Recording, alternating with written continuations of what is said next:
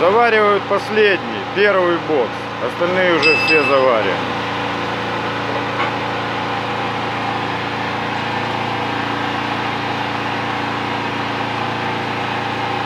Людей так и не пустили, все вот стоят сверху.